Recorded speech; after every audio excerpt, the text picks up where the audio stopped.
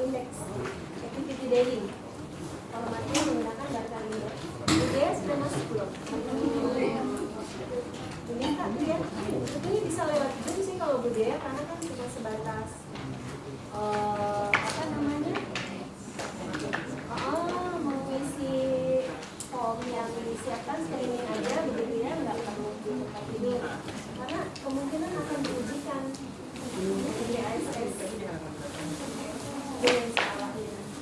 Baik, Bapak Ibu, kita awali kembali dengan membaca basmalah. Jadi kita bahas yang pertama MAP. MAP, maaf saya bunyinya dari atas. MAP, mean arterial pressure, atau nama lainnya rata-rata tekanan arteri. Apa sih definisinya?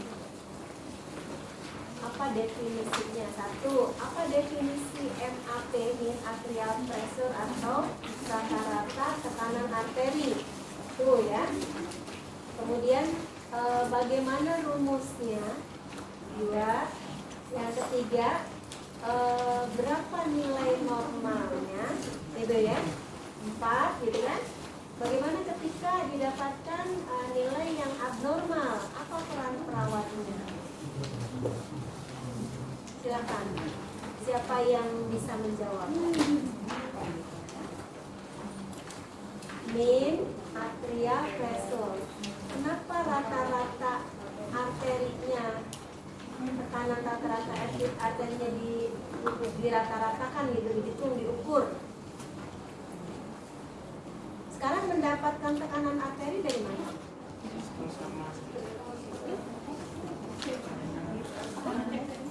Cek tensi.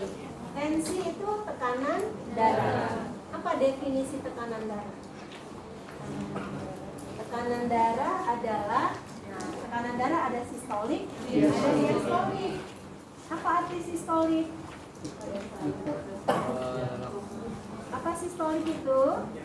Memompa darah. Siapa yang memompa? Yang memompa darah siapa? Jantung. Jadi kalau saya sampaikan tekanan darah adalah tekanan pada jantung, betul nggak? Tidak tepat. Gitu ya, beda ya? Nah, karena tekanan jantung di jantung, mana jantung? Biasanya di sana ada. Di jantung itu ada 4 ruang. Itu ruang satu dengan yang lainnya itu berbeda tekanannya. Gitu. Jadi apa sih tekanan darah itu? Tekanan darah adalah tekanan pada dinding pembuluh darah, arteri.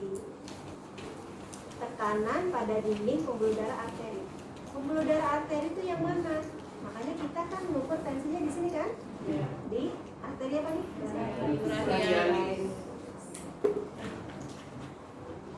Oke, bisa nggak di tekanan darah di kaki diukur? Bisa. Tapi diastoliknya kedengeran nggak? Pernah? Nggak kedengeran ya, cuma sistolik aja gitu. Nah, sekarang arteri itu di mana? Dari jantung, darah dipompa kemana?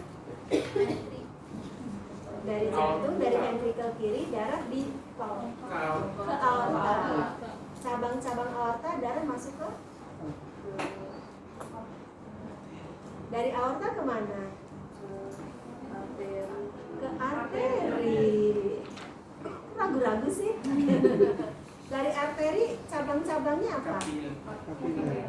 Sebelum kapiler, arteriola, baru masuk kapiler, baru masuk ke dari arteriola kemana? Kapiler. Dari kapiler ke sel. Di sel terjadi namanya apa? Pertukaran apa Bu? O2 dan CO2 kan?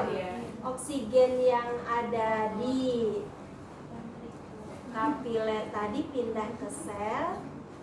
Sel butuh oksigen nggak untuk metabolisme? Bapak Ibu nggak bisa bergerak kalau nggak ada zat nutrisi dan oksigen karena nggak terbentuk energinya. Energi itu nih kita bergerak nih karena ada oksigen, ada nutrisi. gitu ya. Jadi sekali lagi, MAP itu adalah rata-rata arteri tekanan, rata-rata tekanan di arteri. Didapatkan dari mana? Dari tekanan darah, karena tekanan darah itu adalah tekanan pada dinding arteri. Nah, apa tujuannya kita melakukan pengukuran MAP? Tujuannya adalah untuk mengetahui bagaimana perfusi di organ-organ penting. Bagaimana perfusi di organ-organ penting? Organ penting itu apa sih? Otak, gitu ya. Kemudian jantung, ginjal, gitu kan, organ penting. Jadi kita bisa tahu, gitu kan, perfusinya bagus atau enggak dengan melihat MAP. Nah, sekarang pertanyaannya, apa arti perfusi itu? Apa arti perfusi itu? Masih ingat nggak dulu Ibu di KMB 1 ada 3 mekanisme pernapasan nih. Ada ventilasi, ada difusi, ada perfusi. Ya nggak? Siapa masih ingat? Lupa ya. Ada transportasi sebetulnya 4. Ventilasi, difusi, perfusi itu 3-tiganya adalah pertukaran O2 dan CO2. Namanya bertukar, ada 2 benda, ada 2 tempat, gitu ya. Bendanya apa? O2 dan CO2. Ventilasi, pertukaran O2 dan CO2 antara atmosfer dan paru-paru. Ini saya inspirasi, saya ekspirasi. Inspirasi kan dari udara luar kan, dari atmosfer ya. Masuk oksigen ke paru-paru, kemudian dari paru-paru dikeluarkan kan CO2-nya. Itulah yang disebut dengan ventilasi. Pasien asma yang mengalami bronkospasme, kira-kira ventilasinya bagus nggak? Enggak kan?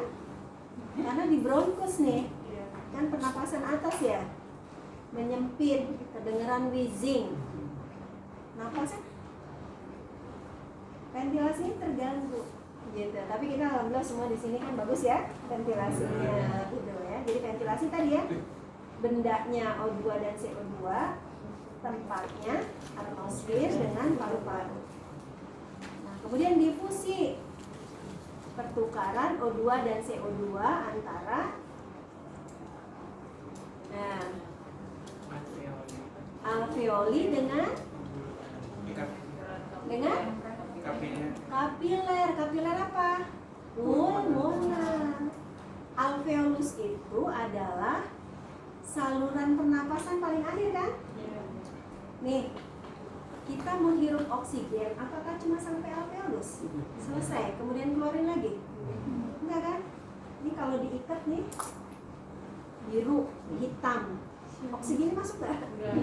Nah, oksigen ada di sini kan?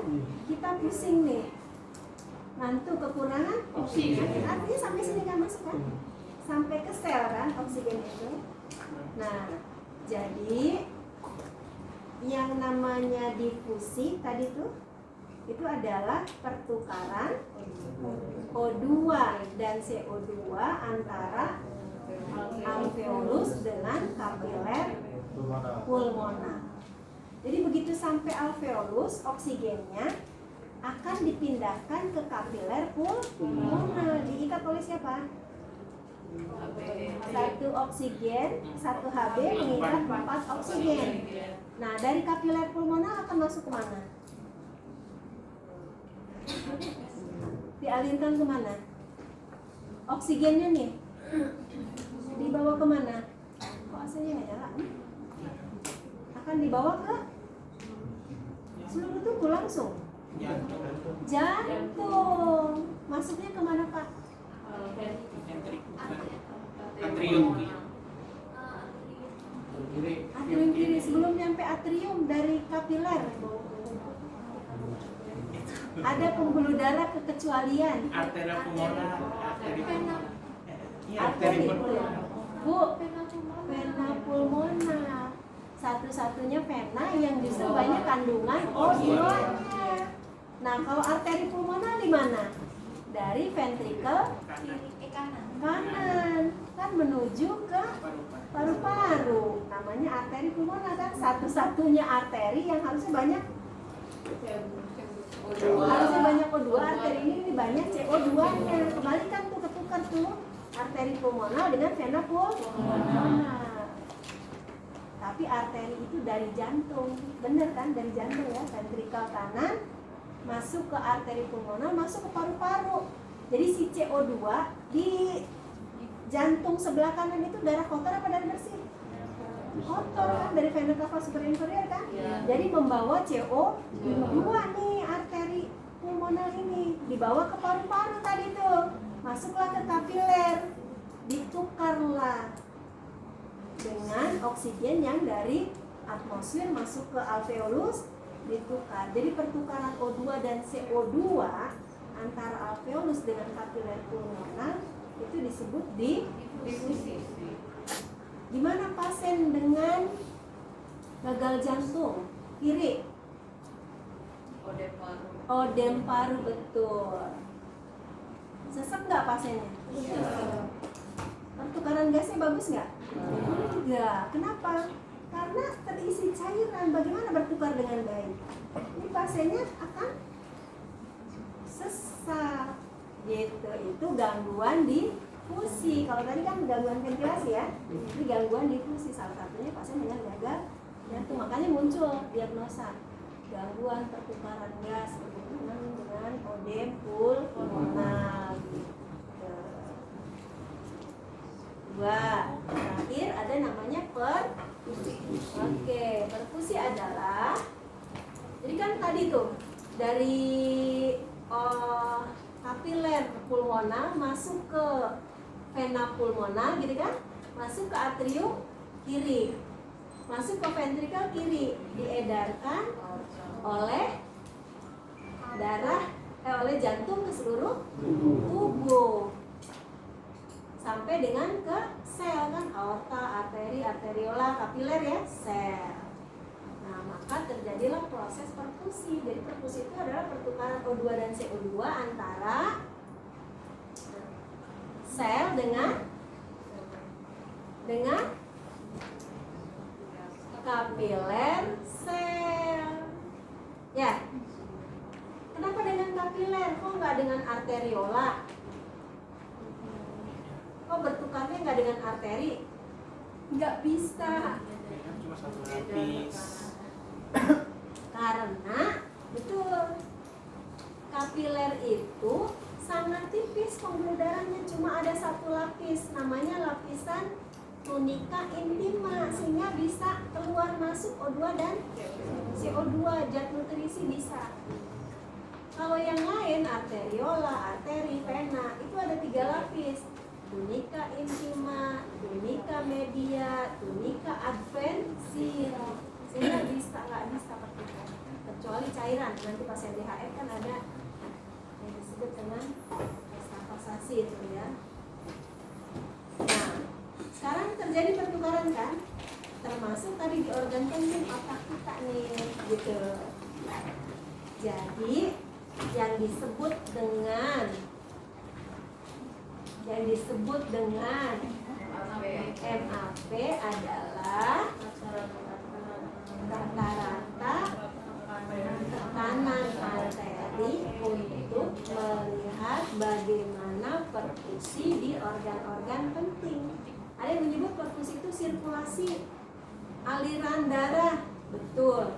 Jadi kalau perfusinya bagus, sirkulasinya bagus kan? Sampai ke sel, aliran darahnya bagus ke sel. Kalau sirkulasinya nggak bagus karena apa? Alirannya nggak bagus karena apa Bu? Sumbatan. Bisa pasien stroke, ada sumbatan, bisa trombus, bisa embolus gitu ya. Sirkulasinya bagus nggak ke jaringan otaknya? Enggak, maka terjadilah defisit neurologi, stroke gitu. Nah, bisa dipahami? Jadi sekarang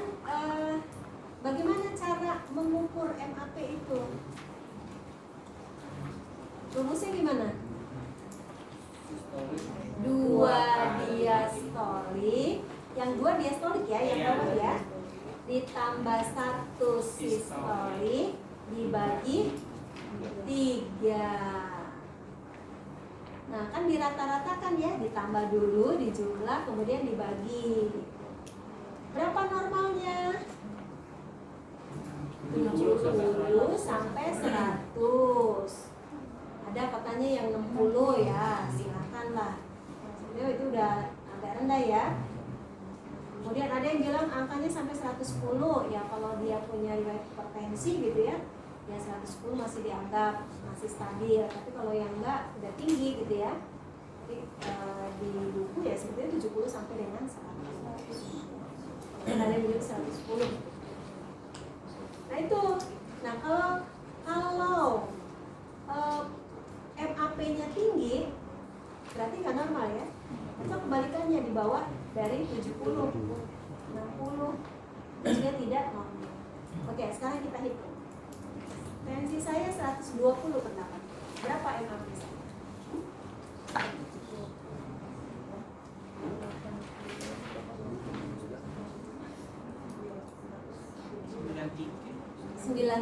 Normal nggak? Normal. Udah dapat semua? Bisa hitungnya ya? Oke, aman berarti ya? Oke, sekarang pasien tensinya 160 per 100. Berarti 2 diastolik 900 tambah 160. 360 dibagi 3 120. Normal nggak? Tidak. Perfusinya bagus nggak? Tidak. Nah, ketika ada MAP yang tidak normal, artinya sirkulasi ke organ-organ pentingnya terganggu kan? Apa peran kita? Apa peran kita? Jadi, ngapain kita mengukur, mengobservasi MAP, mengobservasi tekanan darah? Untuk apa? Ketika ketemu tanda tadi itu, MAP-nya pasien ini 120 nih, dicek lagi 120. Mau diapakan? Kira-kira mau diapain? Diam aja, yang penting ada di atas kertas. Nanti pasiennya kesadaran menurun ketika tiba-tiba pasien ya. Nah, jadi peran kita apa? Kita koreksi dulu, kita lihat dulu pasien ini. Sekarang MAP-nya tinggi, kan tadi indikatornya dari tekanan darah kan? Kita lihat tekanan darahnya 160 per 100 nih, gitu ya. Kita kaji, Bu, obat tensinya sudah diminum belum? Belum. Misal ya, belum. Oke, diminum dulu. Minum masuk kan? Kalau oral itu kurang lebih berapa jam sih? 2 jam udah bisa kelihatan perubahan ya. 1 jam 2 jam lah. SDN ya. Sublingual kan lebih cepat banget. Oke. Nah, kita observasi lagi. Oh, ternyata tensinya stabil nih. Kita cek MAP-nya normal. Berarti aman ya? Terus ada lagi pasien, Bu, sudah diminum obatnya? Sudah. Tapi MAP-nya masih tinggi. Tidurnya cukup, Bu. Karena tensi, kurang tidur bisa gitu ya. Ada hal yang dipikirkan. Activity daily-nya kita kaji tuh. Kita gali gitu ya. Ternyata semuanya bagus, tidur dan semuanya gitu ya. Obat sudah diminum tapi masih tinggi juga. Kita cek lagi masih tinggi juga. Apa yang kita lakukan? Kolaborasi jangan didiamkan. Dok, Tuan A sudah diobservasi tekanan darah dan MAP-nya gitu ya. Obat sudah diminum gitu ya. Kemudian istirahat pasien cukup dan sebagainya. Tapi MAP-nya masih tetap tinggi dari jam sekian sampai jam sekian. Mau diapakan pastinya? Gitu kan? Apakah dikoreksi obatnya gitu ya, dosis ditambah atau diganti atau diapakan? Nah, aman tuh. Ya. Jadi jangan sampai kita kita mengobservasi MAP, pasiennya MAP-nya tinggi, didiamkan saja, tahu-tahu PTIK, kesadaran menurun. Jadi akhirnya laporannya apa? Tiba-tiba. Udah nggak boleh kan? Yang ada bukan tiba-tiba, tapi kita loss mengobservasinya, loss untuk kolaborasi. Itu pentingnya. Sama tekanan darah juga, ketika tinggi terus gitu ya, kita sudah koreksi, sudah kaji pasiennya, masih belum ada perubahan, kolaborasi. Mungkin tadi tuh kita nggak paham, ada perdarahan gitu ya, yang sedikit tapi masif kan, menjadi menekan juga gitu. Sirkulasinya nggak bagus gitu ya Bapak Ibu ya. Jadi menghindari pasien peningkatan PTIK. Coba dilihat di perencanaan dimanapun ya, itu menghindari PTIK gitu atau gangguan perfusi, maka harus di jadi pasien ketemu pasien jantung, pasien CKD, pasien stroke, MAP itu wajib di cek. Sekarang yang tensinya rendah, MAP-nya bisa berubah. Coba, saya pernah tensi saya 70, gitu ya. Coba per 50, berapa MAP-nya? Bisa punya hipotensi 90 itu udah rata-rata ya. Tapi 70 saya masih bisa kuat berlari. Kalau orang yang normal dengan tensi 120 itu sudah masuk apa tuh? Shock gitu kan? Berapa Bu? 57. Normal nggak? Enggak. Perfusinya bagus nggak? Tidak. Pasien hipotensi bisa kena serangan stroke? Bisa. Stroke-nya stroke iskemik, nggak akan hemoragis gitu ya. Karena flow-nya yang rendah, sirkulasinya nggak bagus ya, sampai dengan gitu ya. Bisa kena serangan jantung juga, karena otot jantung juga kurang kan. Saya pernah dirawat dengan iskemik, sama tensi rendah, terus ada enterosal juga. Begitu ya Bapak Ibu. Jadi observasi itu menjadi penting, monitoring itu. Dan ketika sudah koreksi, peran kita tadi kolaborasi itu dimanfaatkan betul. Jadi apa ya? Kita tuh nggak jadi robot gitu loh. Dokter juga akan senang ketika perawat nih mengobservasi, melaporkan. Minimal dokter jaga dulu lah. Kalau enggak langsung kalau misalkan sudah ada informasi boleh di telepon, gitu ya. Sudah paham ya untuk MAP ya? Oke, nah sekarang berikutnya banyak pupil ya, pupil yang pink ya. Oke, ada yang tahu pupil normalnya berapa? 2 sampai 4. 4 itu udah tinggi, udah besar belum? Maaf, bisa diambil ya.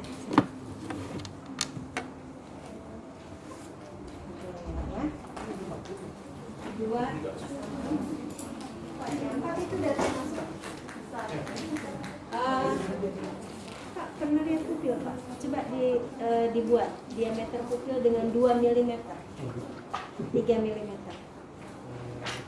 Nah, bagaimana kita tahu bahwa pupil pasien itu mydriasis, miosis, normal dan tidak? Kalau kita tidak pernah tahu indikator pupil 2 mm itu seberapa? Ya nggak? 3 mm itu.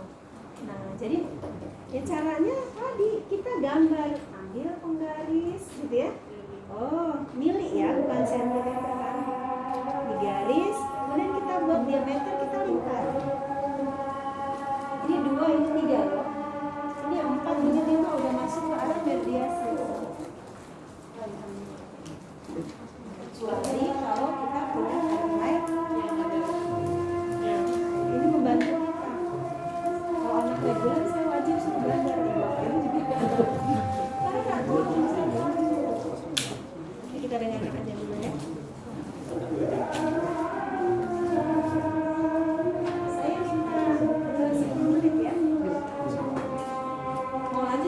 udah istirahat lama lagi ya pukulnya. Apa ya? Saya boleh divideokan tapi tidak boleh disebarkan ke media sosial karena harus ada proses editing ya, khawatir ada yang saya gitu ya. Kalau foto boleh disebar gitu, tapi kalau video iya, kenapa menjadi indikator peningkatan tekanan intrakranial, kesadarannya menurun, cek pupilnya, ada respon apa enggak gitu kan? Itu namanya status neurologi. Kita cek gitu ya. Salah satunya indikatornya ada pupil, tekanan darah itu status neurologi juga. Kesadaran itu status neurologi. Kenapa? Kenapa enggak konjungtiva? Oh lihat konjungtifnya anemis, berarti itu neurologis bagus, enggak kan? Tapi pupil. Ya.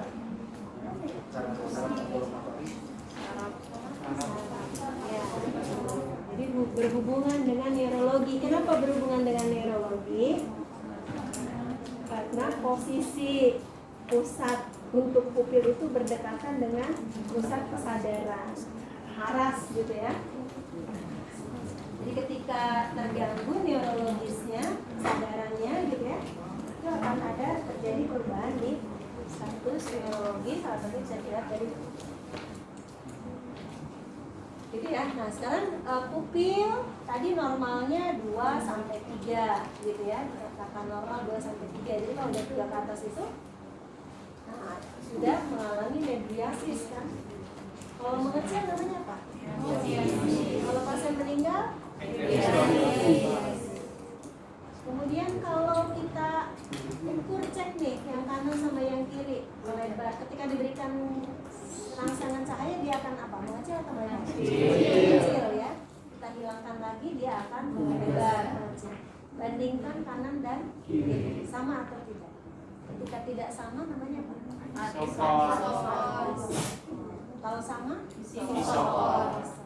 Jadi melihat pupil itu selain diameternya, lihat stimulus terhadap rangsangan cahaya itu responnya bagus atau tidak gitu. Kemudian tadi isokor atau anisokor. Gimana caranya? Boleh satu orang verifikasi?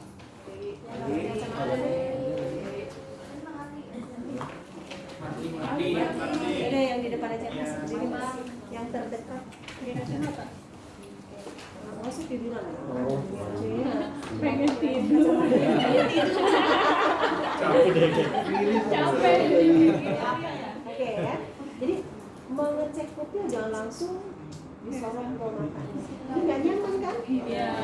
Tapi dari samping, kemudian kita hilangkan lagi cahayanya, kita dekatkan lagi supaya kita bisa lihat tuh respon terhadap cahaya ada tidak, mengecil melebar. Karena ada yang diberikan respon tetap saja melebar gitu kan, tidak berespon terhadap cahaya.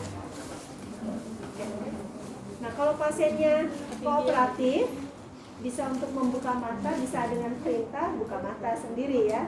Tapi kalau nggak mampu, misalkan ada penurunan kesadaran, pasiennya sudah somnolen atau sopor koma, kita bantu untuk membuka matanya. Karena nggak bisa, susah gitu kalau nggak dibuka. Oke Pak ya.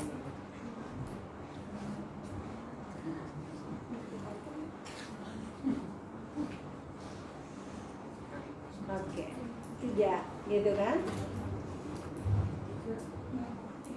Nilainya 3 apa satuan itu? Gitu ya. Jadi kanan, boleh kanan atau kiri dulu, hilangkan cahaya, dekatkan, kemudian kembali ke yang satu. Jadi jangan di begini terus gitu ya. Pasiennya udah bisa. Oke, makasih Pak. Sekarang sebelahnya deh Pak. Berdiri Bu.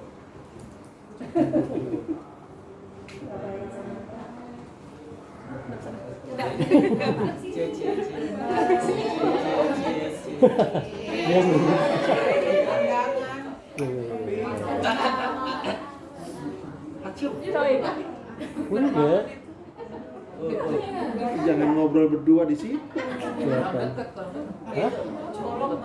Jangan dong. Tahu mundur. Bahaya kan? Bahaya kan?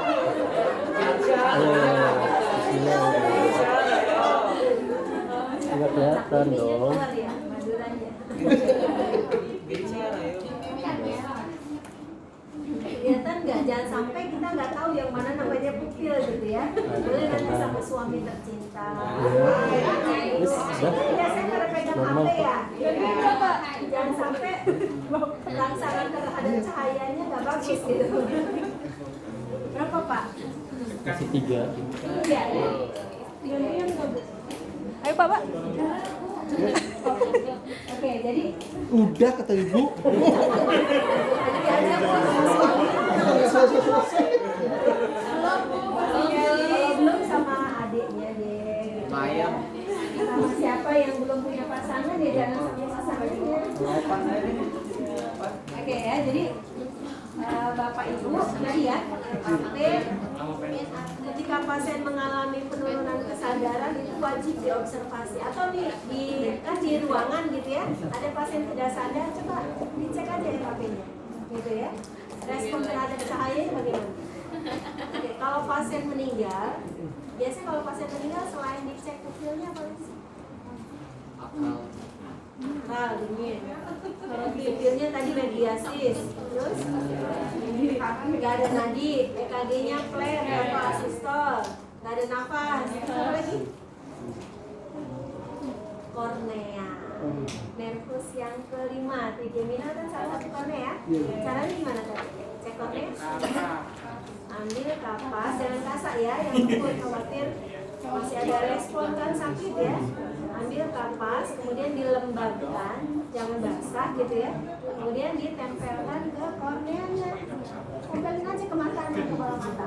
Kalau kita kan ada rangsangan langsung berkedip ya, itu kan normal. Nah kalau pasien meninggal sampai ditempel lama juga tidak ada.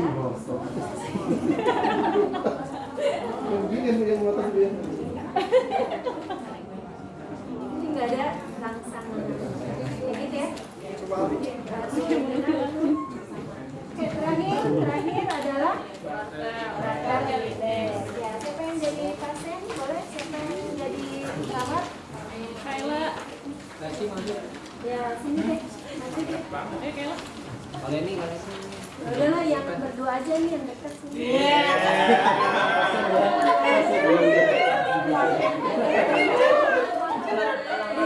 Duduk aja nggak apa-apa. Geseran sini biar kelihatan. Ya, yang jadi pasien mbaknya ya. Ayo. Boleh nggak antar perempuan mbak laki-laki? Boleh bisa. Bapak. Formnya udah dipegang. Oke ya. Jadi kita bermain pelan. Ini pasiennya dengan stroke iskemik, kekuatan ototnya 2. Bisa bayangkan ya kekuatan otot 2 itu gimana? Geser. Pinjam botol. Tidak mampu melawan Gravitasi. kiri kan? Berat ya? Nah sekarang di dextra, di kanan. Gitu ya. Sebelah sini. Kenapa sih Bartel Index ini kita lakukan screening? Ada di situ saya udah kasih screening Liquiditas, melakukan Latebraden ya, nanti tinggal pilih yang mudahnya mana. Harusnya mudah nih ya. Terus ada NHSS gitu ya. Ada juga HORS ya, risiko jatuh. Karena pasien dengan kelemahan itu bisa muncul diagnosis apa aja? 1, Likubitus. intoleransi aktivitas. Gangguan mobilitas. Gangguan mobilitas atau hambatan mobilitas. Intoleransi bisa masuk nggak? Nggak bisa ya. Nih, halo. Awas jangan kejebak nih uji kompetensi mau keluar. Jadi kalau pasien stroke, pasien fraktur, itu kan mobilitasnya gangguan kan? Bisa kan? Maka diagnosisnya hambatan mobilitas, bukan intoleransi aktivitas. Intoleransi aktivitas itu untuk siapa? Pasien jantung, nyeri dada, sesek, pasien tipoid, pasien hepatitis itu diintoleransikan aktivitasnya. Dia mampu nggak jalan ke belakang? Mampu. Alat geraknya bagus nggak? Bagus.